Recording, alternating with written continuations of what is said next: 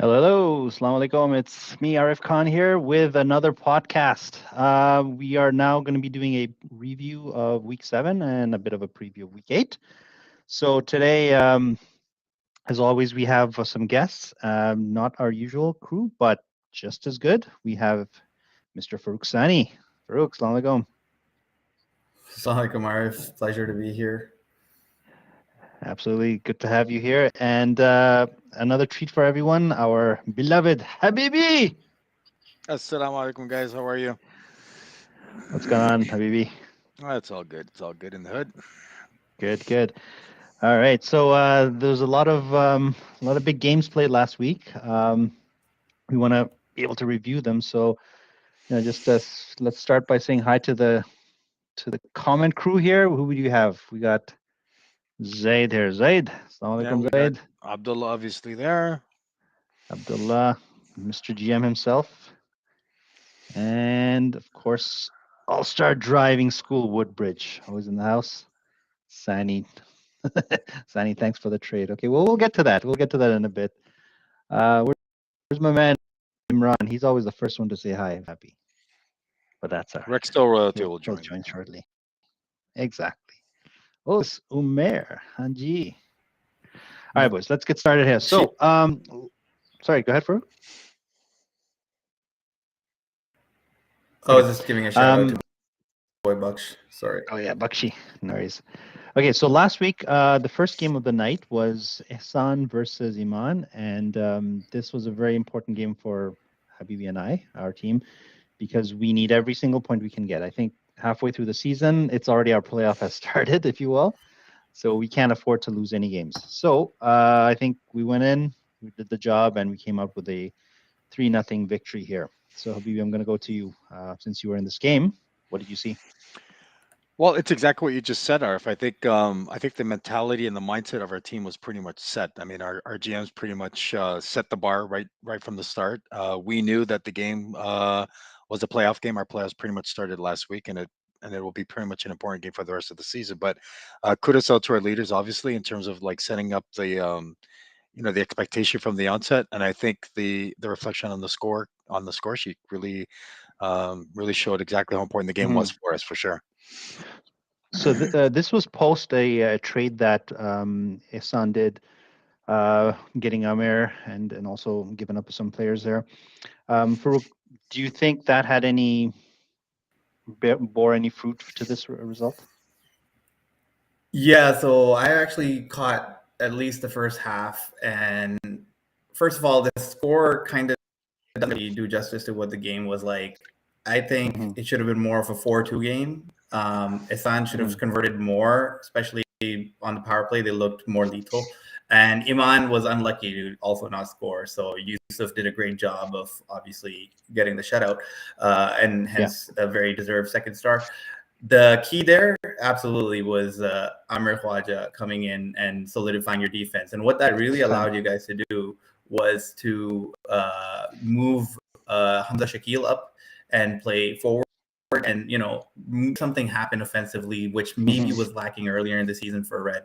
And it was a must-win game, as you said, and now Red's still in the race. So kudos to you guys for pulling that game. Yeah, I couldn't agree with you more. I think having Amir in the back, which is I've listened to the podcast before, and having that stay-at-home defenseman, which allows players like like Hamza to actually do what he's actually gifted to do, which is actually go up and score. It allows him to do what's more comfortable for him to do. So having that stay-home defenseman in Amir Khwaja, it also helps Kapoor. Because it's a mindset that Kapoor has in terms of playing with a defenseman that kind of protects him in terms of what he needs to build his confidence.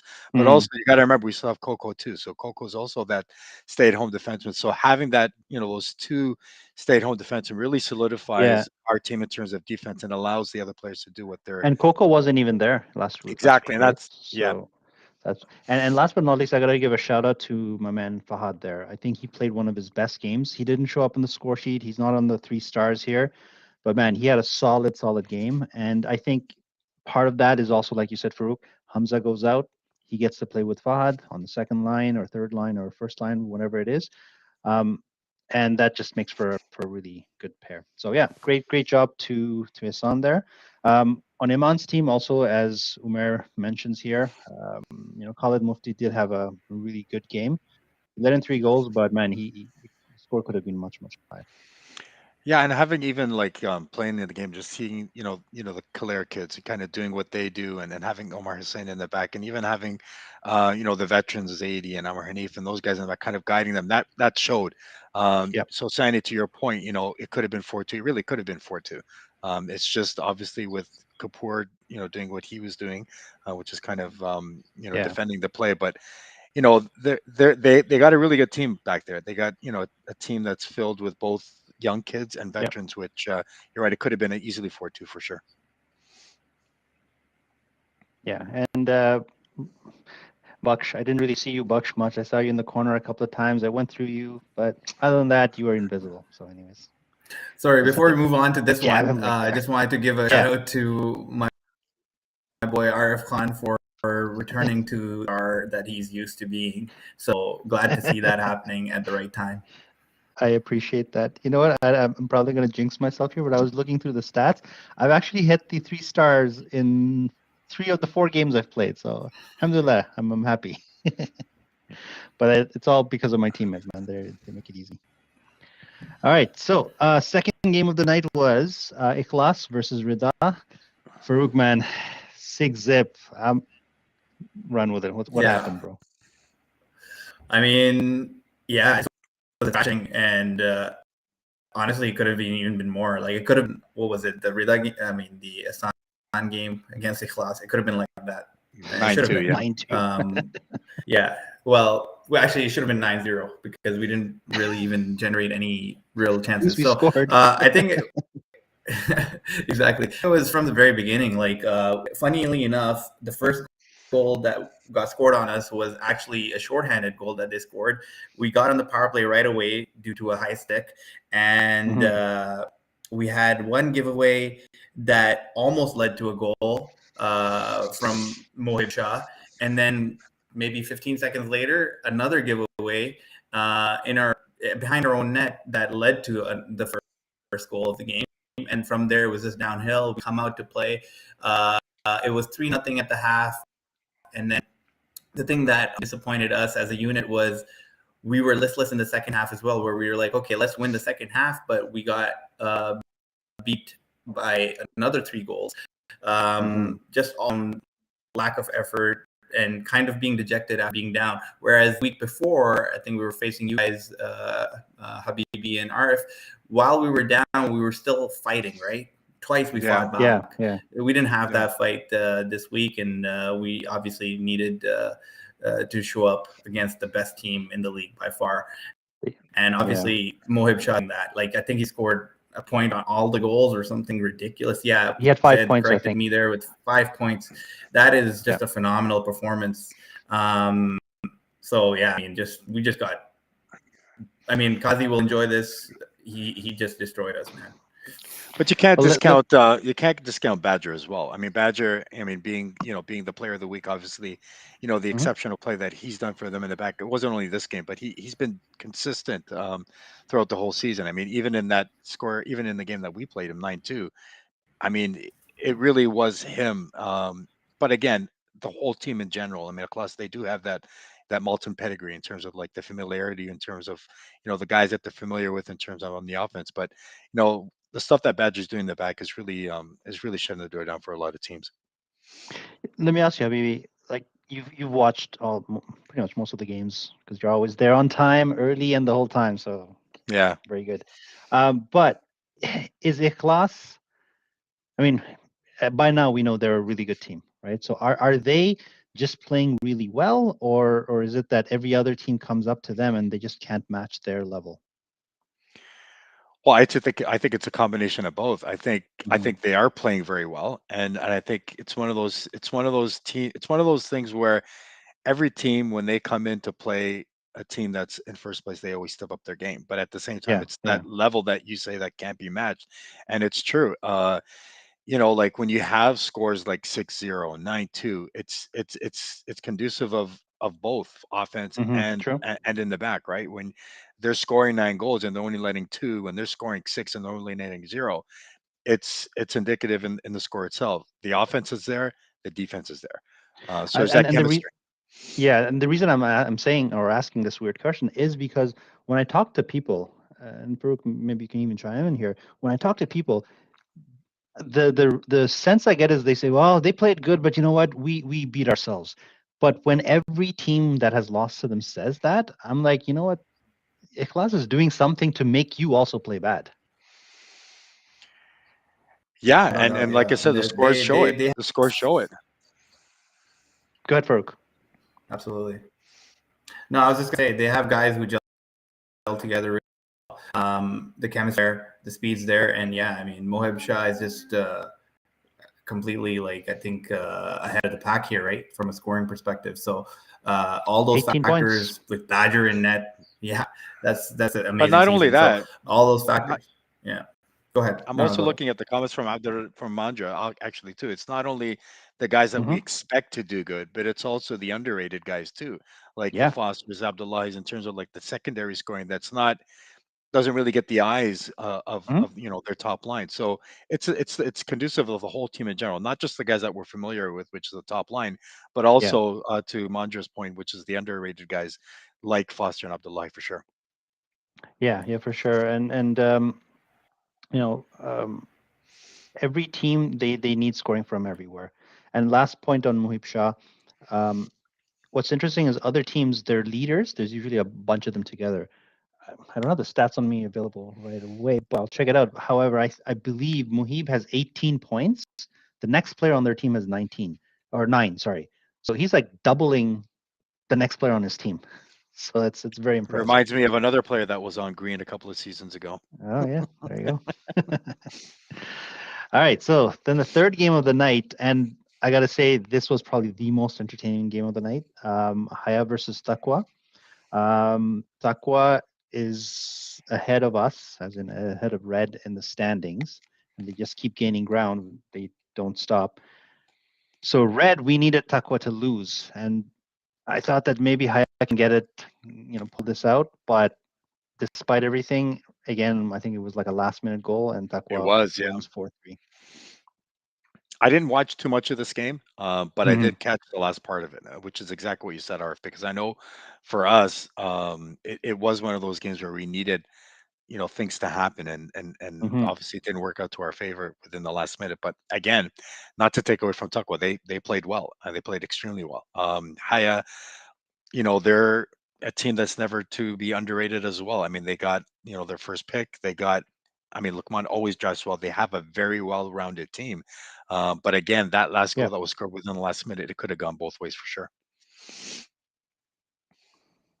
Farouk, what was your comments on this one? Did we lose Farouk? I think he's I think frozen. he's frozen. All right, no worries. We will drop him for now, and we'll get back to him when he joins again. Yep. As I think one of the folks on the comment was saying, he needs better interwebs. He's got to pay his Um, bills. yeah. So this game, if I'm not mistaken, one side took a huge lead right off the bat.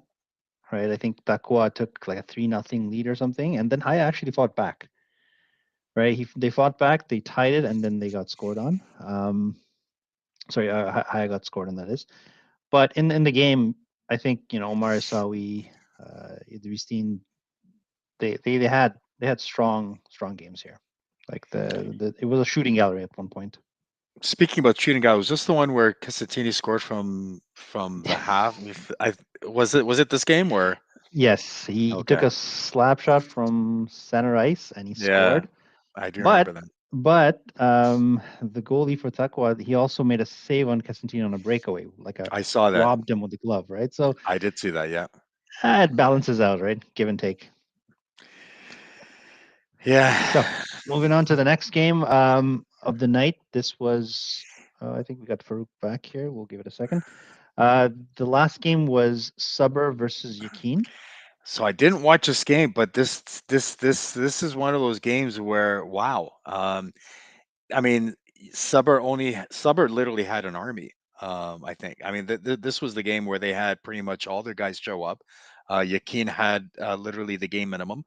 They had 6 players on the court, and it just kind of I think what happened in this game again, without being able to watch this entire game, Yeah. it's one of those times where we've all been there, where we've been the team with the most players or team with the short players, and usually what happens with the team that has the most players, unfortunately, from what I don't know what happened, but unfortunately sometimes they play down to their luck. To Yeah. their level. And I Yeah. think this is probably what happened, because when I opened up this game, I saw a a lot of yellow jerseys, and I think Hmm. I didn't see. I only saw like a couple of white jerseys, and the white jerseys were not even the main contingent of that No, Yakin team. no. It was really, the older guys, and just kind of like they played that game. So I don't know if you watched the entire game, but I I don't watched know the if whole you game. guys. This was a so yeah, you described it perfectly, which is Suburb pretty much had their whole team, with the exception of I think maybe Sodagar wasn't there.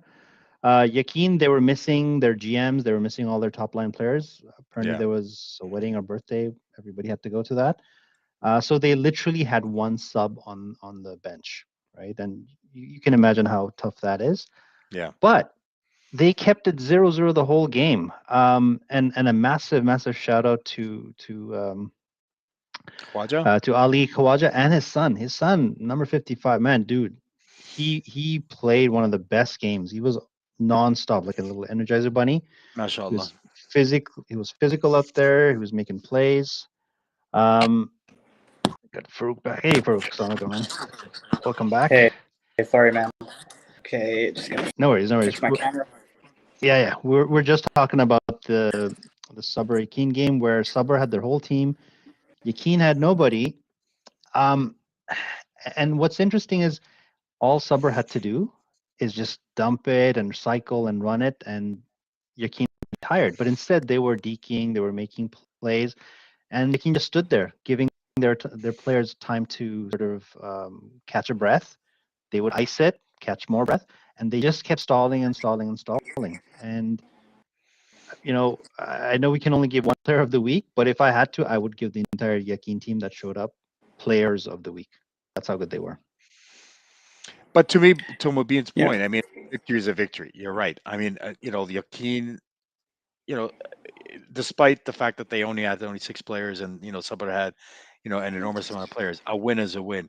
But at the same time, just commenting on the actual game itself, um and we've all been there. Like I said, we've all been on the team that has more players, or we've been on the other team that has a less amount of players. Usually the team on the less amount of players, it's they play a little bit more conservative, where Hmm. the mindset of a team that has a lot more players is kind of like, oh, we got this in the bag. So Yeah.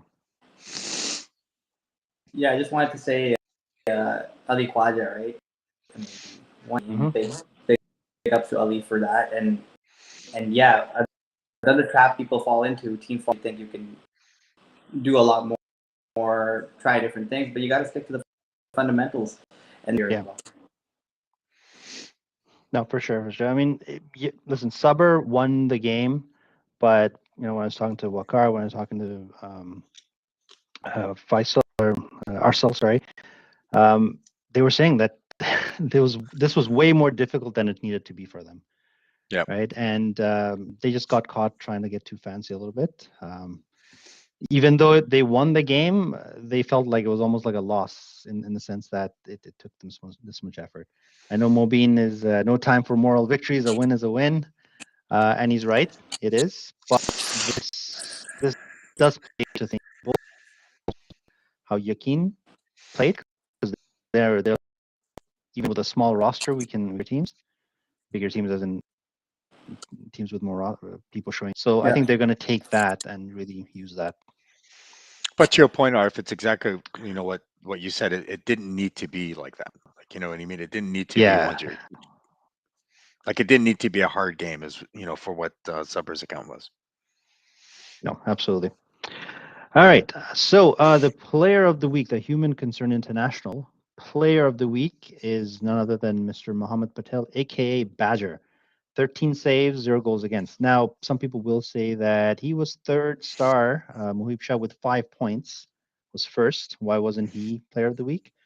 Again, we don't necessarily make these calls, but hey, Badger played fantastic, and it's honestly nice to see a goalie getting it. And not that it's a fair comment, but Muhib has been lighting it up. He could be the player of the week every week, right? So Muhib, share the wealth. So that's that's Yeah. why probably Badgers here, the goat here. But I mean, not to take away from for what Muhammad does for the whole team, right? I mean, we've seen it Yeah, consistently. I mean, with the scores in terms of like what uh like the 9-2s and the 6-0s. I mean, that's not. I mean, it's a team effort, but it's one of those things where goalies don't get the praise where they usually sometimes do deserve it, right? And I think this is one of those games yeah, where a shutout is a shutout, and it's one of those things that should get recognized for sure. It's fitting that, right? 3 shutouts. I mean, Mhm. it's good that, and as the one, frankly, even the goalies who lost, like Ali Khwaja or Khalid Mufti, they could have, like, they put yeah, up really yeah. amazing performances too. So it was. I just hope we don't have too many of those. Great. Yeah, great point. Um, I don't know if people heard because I think Farouk you were cutting off, but what I heard Farouk saying was that it's fitting that a goalie gets player of the week on a week where all of the goalies really perform fantastic, both the winning goalies Absolutely. Yeah. with the shutouts and to Farouk's point, the losing goalies. So if people missed that, that's I think what Farouk was saying here. And Yeah. I got to say with Badger, he's had a couple of tough seasons. And he's really come back strong as we predicted this year. Great Salam Cup win, and then performing well here. And some will say that he's not really getting a lot of action, right? His team is doing so well in front of him. But I would argue that that's sometimes tough for a goalie because you're not in the game. All of a sudden, there's a breakaway or something. You have to be sharp, and that requires another level of focus and mental focus and agility, if you will. And I think he's really demonstrating that really well this year. Yeah. Congratulations, Mohammed. Well done. Okay. I know, Ferg, you have to bounce on a little bit, but you know what? Our last slide, let's try to get through it. And if you have to go, you have to go. No worries, bro. So this week, let's look at some of the teams here. And there's going to be playoff implications here. So first game of the night is Yakin versus Ehsan. I'll tackle this one real quick. Ehsan, for us, we need to win. We're chasing Taqwa, who hasn't lost any games in a while. They've gotten points every week, it seems. Yakin lost, but they're still sitting very comfortably in second place. So if Red has any chance to catch Black or White, they need to win these important games because they're like 4-point games almost. The second game of the night is Taqwa versus Iklas. Habib, you want to grab this one? Well, I mean, it's like you said. I mean, this is now, the last 3 games of the season. They're all games within your division, so every game actually matters. This game actually matters a lot for Taqwa. Ikhlas, obviously, we know where they are in the standings.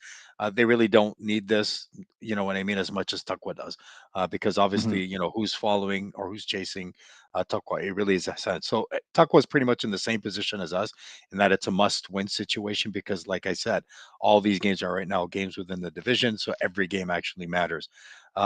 It's going to be a tough matchup for Taqwa, obviously because they're facing a Ikhlas, but I mean they know what they need to do, and also we also need, we also know what we need to do. So this game's going to be pretty. You're right; it has playoff implications because the last 3 games matter, especially with Ahsan tailing behind their backs. But for Taqwa, Mm-hmm. it's a must-win for them. But again, it's a big mountain for them to climb because they are facing Team Ikhlas, which, as we all know, is really running away with pretty much the entire, Yeah, pretty much crushing every team they're playing. exactly. Rizzy is asking a question: how many points is Ihsan out of the playoff spot? Well, Riz, Ihsan is at 5 points, and their next team above them is Taqwa with 8, and after that it's Yakin. So they're still quite a bit behind, 3 points behind. However, the last two playing each other, so it's almost like 4-point game. So there could be a lot of leapfrogging going on. Yep. Right. I don't know what. Third game of the night. Iman versus Sabr. Farouk, what do you think about this one coming up? So I hope you can hear me properly. Sorry about the internet issues. This is again. Maju's on your case. Iman has to win, just win, right? They're both 3 points behind. If they win this week, then they're only 1 point behind. Must wins for both. Otherwise, I think they're both too far out of the race. So I think Sabr. So Sabr has to win to avoid being caught up, right? So it's a very, very important game. Let's see who wins. It'll be a good one. Well, this is the division where every team has to win. So it's the same. It's going to be the same game, same thing for the last game of that, which I know Farouk you're playing it as well. But it's the story of this entire division. The points differentiating between last and first. I don't know. I don't have it in front of me, but it's very close. Where every game now is pretty much like you were saying, any team can leapfrog anyone, especially with the games that are interdivision for sure. I mean, for this division, I can tell you, I have the side, excuse me while I look to my other screen here, but Rida has 6 points, Sabr has 6 points, Haya has 5. So the teams that are in the playoffs, they're 1 point out, and last place is Iman with 3. So if Iman beats Sabr, they get 5 points, they tie for the last spot, right? So it's so packed. It's a bloodbath there. Yeah. It I'm could go glad I'm anywhere. not in that division. Now, on this note, Rida is on a 4-game winless streak. Sabr has won a game. Haya is on a 5-game winless streak. So, like, these top teams are actually significantly downtrending. And Iman has lost 3 in a row. But that just goes to show. Are. But it goes to show, Arif, in terms of what we were talking about in terms of like the 2 divisions, right? The last 3 games and the last 5 games were all played against teams not in their division. Do you know what I mean? So that's indicative in terms of like how strong those 2 divisions are.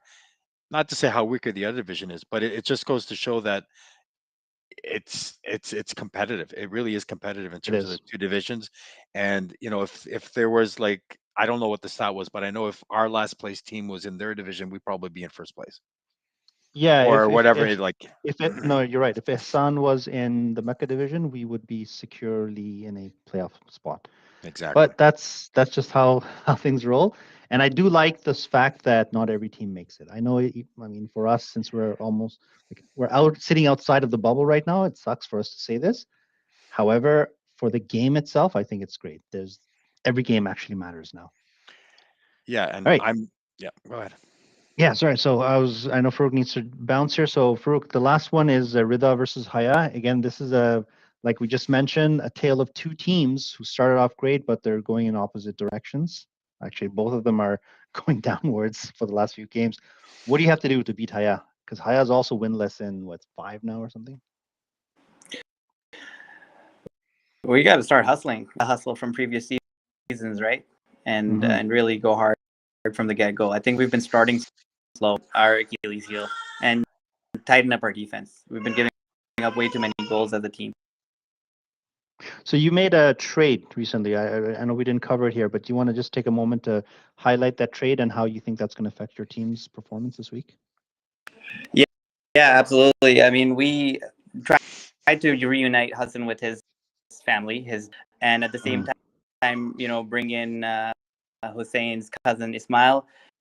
They play together, and hopefully they can, both help each other kickstart their seasons with, going as good as they would have hoped for. So hopefully it's a rare win.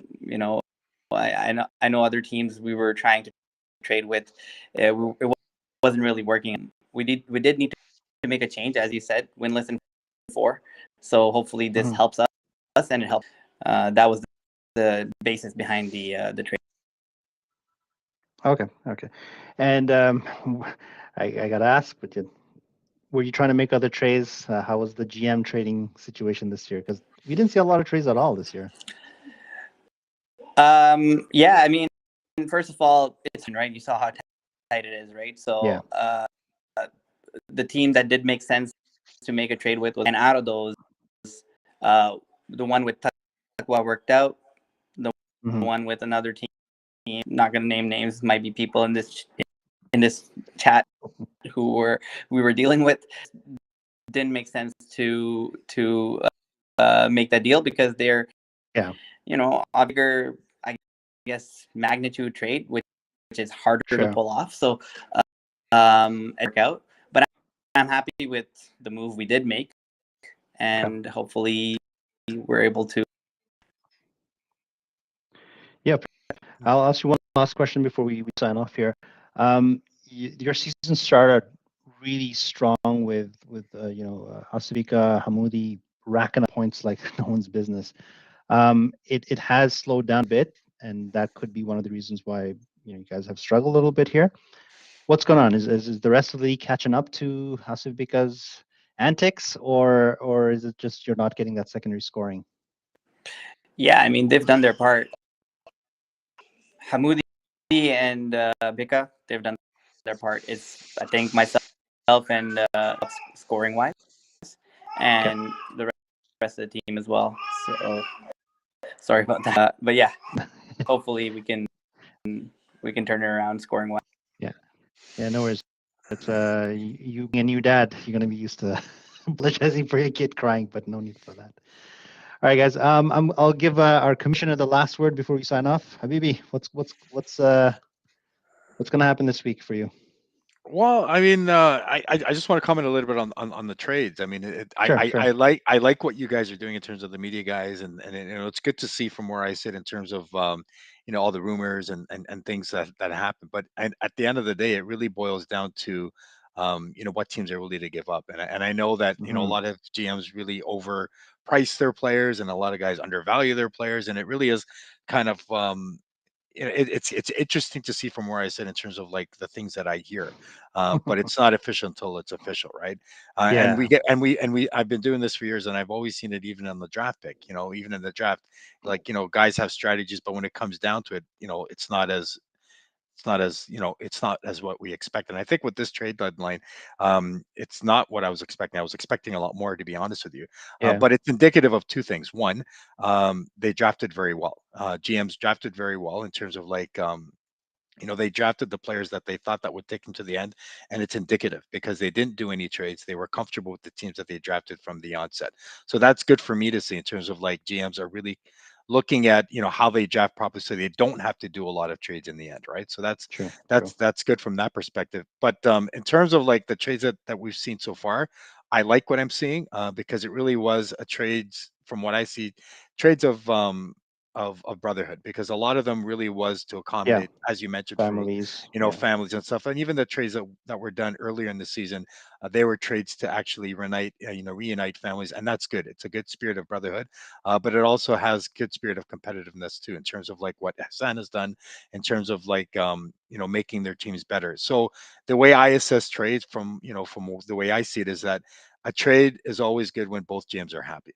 And that's a recipe of a good trade. So I like what I've seen. I was expecting a little bit more, but at the end of the day, it's indicative of Farouk, like yourself. You're one of the GMs. You drafted very well. So in terms of like you were comfortable with the team that you drafted, and you're willing to take that team to the very end.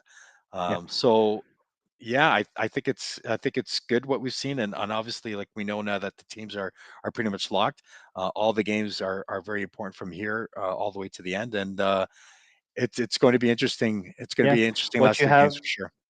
all the teams. What you have is what you have. If it didn't work, make it work, because you're not changing until next season, inshallah. All right, gentlemen. On that note, thank you so much, Farouk. I know you stuck around longer than you needed to be, so we appreciate that. Habibi, always pleasure to have you here, sir.